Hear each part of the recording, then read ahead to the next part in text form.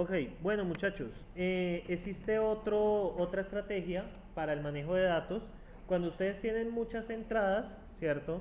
Vamos a tratar de reducir esas m entradas a n entradas, ¿cierto? Entonces, ¿qué hacemos allí? Eso consiste en realizar una transformación. Vamos a coger los m datos, o sea, tenemos m entradas, vamos a aplicar una función que los reduce a n entradas, ¿cierto? Entonces, dado un conjunto n características, bueno, x1 hasta xn y n patrones, se puede plantear una transformación, la cual transforma las n características en m, minimizando el error cuadrático de reconstrucción. Este algoritmo está inspirado en imágenes, cuando se hace la reducción. De hecho, está inspirado en el PNG. ¿Han escuchado el formato PNG JPG que habla de la reducción?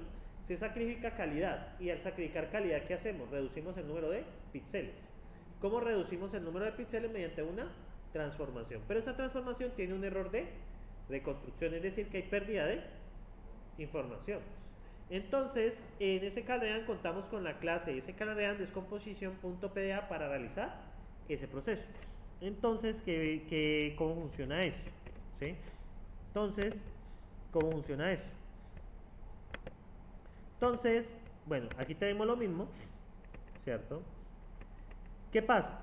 En total, ¿cuántos parámetros tenemos? Entonces, vamos a ver, aquí estamos los datasets. Este dataset es Titanic, ¿cierto? Entonces, ¿cuántas características tenemos? Subvariant no, T-class, tenemos el sexo, van 1, ¿cierto? En este caso van 1, 2, ¿cierto? 3, 4, 5, 6 y 7, ¿no? En total tenemos 7. Entonces, vamos a transformar de 7, ¿a cuántas las dejamos? La transformación. Ustedes me dirán, pongámosle a 5. A 5 características. Entonces, ¿qué va a pasar? Vamos a coger todos esos datos y vamos a aplicar una función que va a tomar esas 7 entradas y vas a obtener 5 salidas. ¿Sí? O sea, las combina, hace varias operaciones. Entonces son operaciones estadísticas y unas integrales allí que no quise entrar en detalle. Simplemente quédense con la idea. Quizá en un curso de neuronales más estricto lo podríamos hacer. Entonces, muchachos, ¿qué pasa? Vamos a imprimir el X antes y después. ¿Sí? Vamos a imprimir el X antes y después.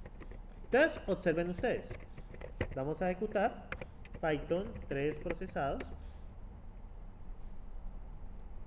Entonces, observemos qué pasa. Primero imprimamos el normal. ¿Sí? Entonces, el normal, ¿qué características tiene? Las 7 que les había mencionado. ¿Sí lo recuerdo? El ace, dónde se embarcó, el fair, el patch, el class, bueno, toda esa vaina.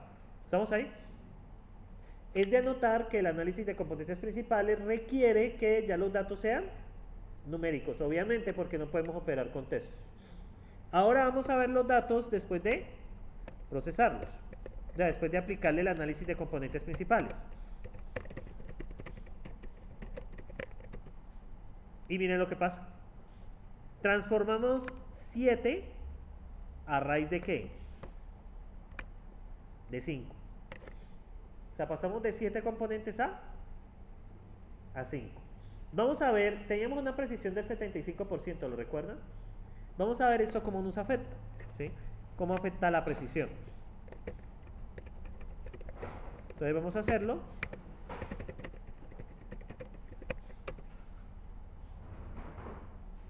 Entonces, imagínense, pasamos del 75 al 84, ¿qué tal? Lo que hace es, o sea, mediante un análisis estadístico, varias integrales, que no voy a entrar a explicar, lo que hace es convertir esas 7 características en 5 características que recogen la información. Y la precisión aumenta. Es bastante, 10%. Descompongo y después entreno, claro está. ¿Sí? No, claro, yo no puedo entrenar. Primero toca descomponer y después entrenar. Pero ¿qué sacrificio tenemos allí? Que hay pérdida de información, pero ¿qué ganamos con la precisión?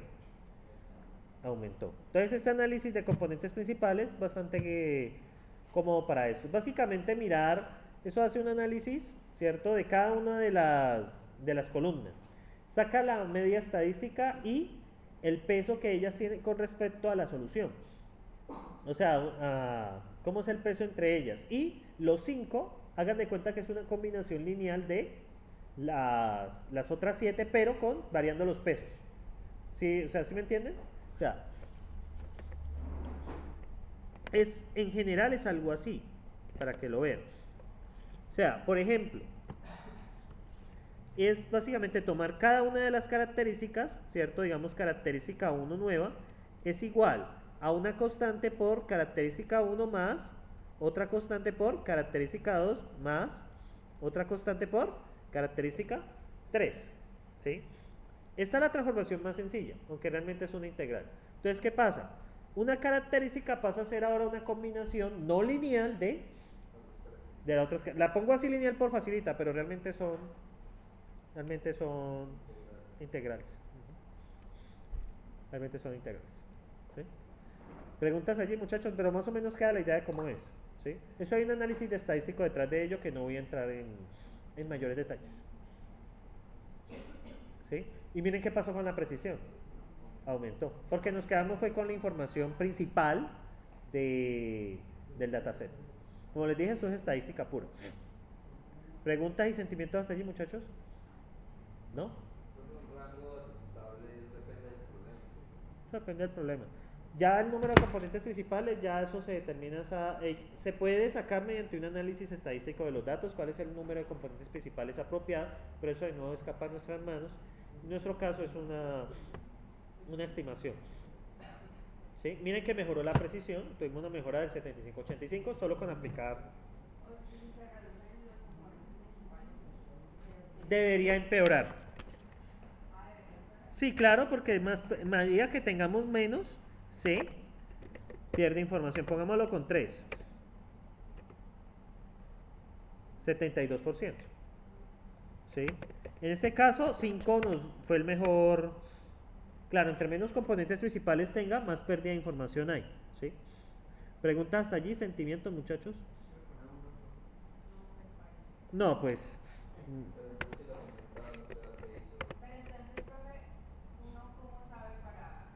66.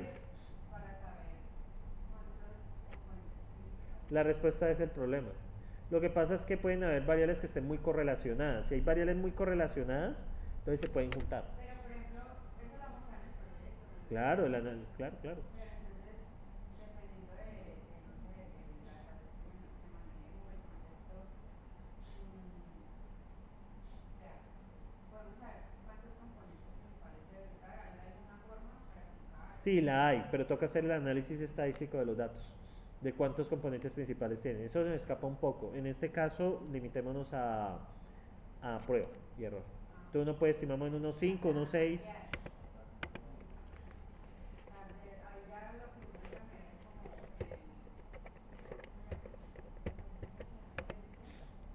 Ya, sí, evaluando con respecto a la precisión. Miren, 85% con 6.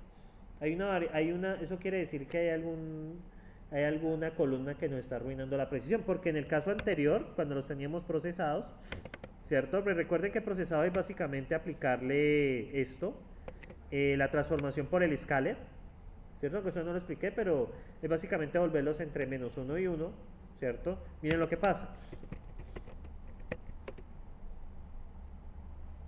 75.